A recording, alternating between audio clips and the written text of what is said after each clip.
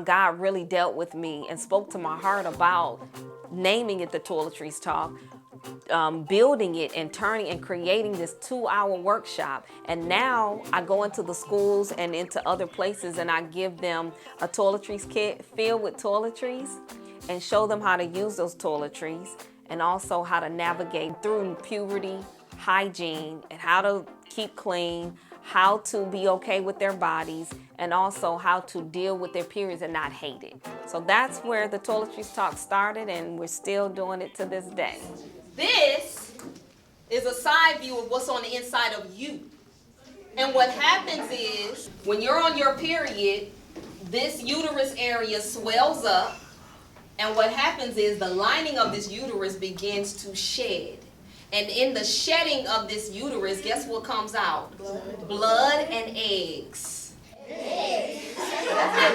Not the eggs that you eat. I love this class. I love this class. Yes, you have eggs on the inside of you. Yes, you do. You want me to show you where they are? These are your eggs. That's how you were born. Your mother had eggs on the inside of her, and they were fertilized. That egg was fertilized, and guess what? It made you. Thank God you came along, because I wouldn't have got a chance to meet you.